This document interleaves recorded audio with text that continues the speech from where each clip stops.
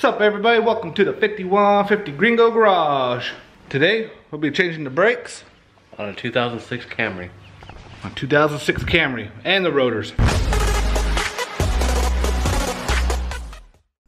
Alright guys, first things first, let's go ahead and get this jack out of the car, get it up in the air. Little Harbor Freight jack there, been lasting me a lot of years. We're gonna throw a little jack stand out there, because you know we are all about the safety here at the 5150. Get yourself in a nice working position. Then we're gonna head over and grab ourselves a 13/16 deep socket. You can use a lug wrench or whatever you got. So we're gonna use our earthquake impact from Harbor Freight. $99, well worth it. Great impact. I'm gonna show you. You got two bolts you got to take out first. Right here, I can show you. That's for the brake caliper. So this is a 14mm. Yeah. Remember, the rule is righty-tighty, lefty-loosey, but you're gonna be working kind of backwards. So we're gonna do righty-loosey, lefty-tighty if you're looking at it. So this bolt's being a little stubborn. So what you can do, get your vice grips there, hold on to it on one side of the bolt, and it should be able to come out hand tight once you break it loose, of course. So unscrew it by hand. Easy. So let's go ahead and head towards the bottom.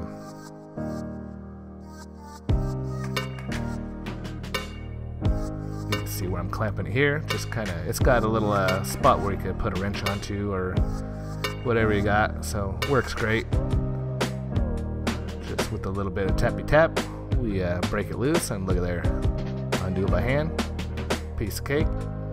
And right here we can go ahead and slide our brake caliper off.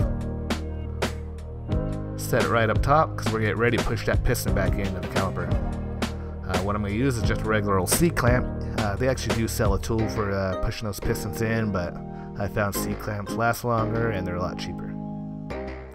So once you get that thing pushed all the way in, we're going to throw a zip tie in there because we're going to hang this caliper up, because we do not want it hanging by the rubber hose. We don't want no tears or anything like that.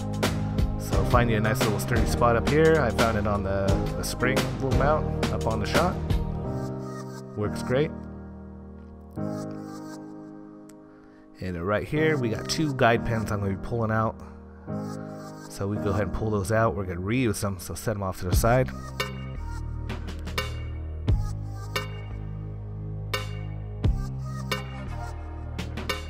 Alright, so we're going to go ahead. We got ourselves a 17mm socket. And this time we're going to be taking off the caliper bracket.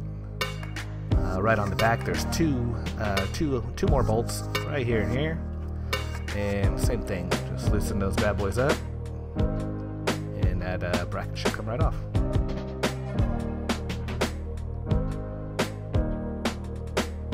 Give you a little bit better view what we're looking at.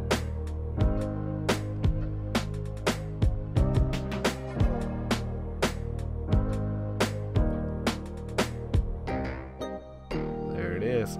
So now we can take our rotor off, but this one it's being a little stubborn. So it's I banged on that thing with a hammer and everything else. It wouldn't come off. But there is two spots where you can stick a bolt in. I'll figure it out, and I'll put the size of the bolt on the screen here when we get it. But anyways, you just thread it into those two. There's two different holes right there. So just thread it in, tighten that bolt down, and that'll break that rotor loose. Like I said, I just had to dig for a random bolt through my toolbox. I found one that worked. So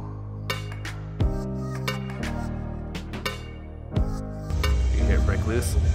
There it is. That's how you know that rotor's ready. So look at that. After that, it's a piece of cake. Coming right off. Look at that rubber glove from Harbor Freight. That's the thick one too. That's like the 9mm. It didn't last. So new rotors are packaged in a oil to keep it from getting any rust and corrosion. So we're going to go ahead and get some brake cleaner. We're going to clean it all up. Make sure you get all that oil off, because you know it's hard to stop with an oily old rotor. So just slide that bad boy right back on. Look at our old brake pads. They are worn out. We're going to head. We're going to get our we got some new hardware with These brakes, they just pop out, slide right in, as you can see here. So what happens is those brake pads actually sit in the grooves on these things, and when your brakes are pressed in and out, they slide in that hardware. So you want some nice clean hardware to keep that brake from sticking. So you can see here, I'll remove the old piece. Easy as that. So it's worth the extra a few dollars to get you some new hardware. Look at that, nice, shiny, and new. Let's go ahead and stick this bracket back on.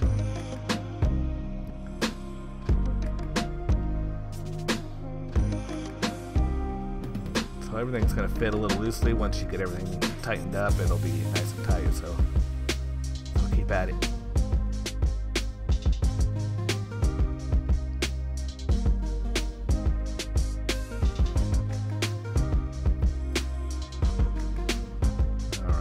Snug them down with the old ratchet here. Now I think it's time to put on some brake pads. But before we put those on, let's make sure that we grease them up. That's going to keep these pads from squealing and squalling and squeaking. So just rub a little bit there on the back, I tell you what. And they fit right in those grooves I was talking about. I'll show you right here in a sec. So right in there. And push the top one in the grooves.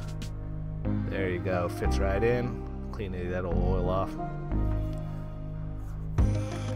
These are your 2 guide pins that you removed and set aside. We're going to make sure that we lube those up too, put nice and greasy, because your brake caliper slides in and out with those bad boys. So you want to make sure that when you apply the brakes, everything moves like it's supposed to without sticking or binding. Remember, when you're doing anything like this, make sure you always do everything by hand. Start it by hand first. Make sure you get some good thread going before you tighten it down. And after that, we just throw our caliper back on. So those guide pins, they'll push in and out a little bit to allow a little bit more room. So just get them up in there, line up your little caliper bolts. I said hand. Start it by hand. Once that's all done, we can wrench them down.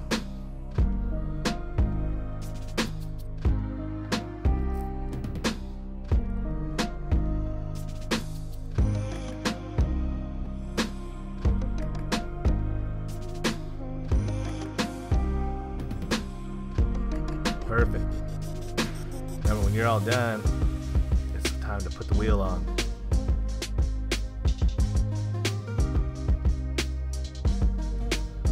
So your brakes will probably push to the floor a few times before they get nice and firm, so don't worry, that's pretty normal. You got to get that fluid pushed back down to the caliper.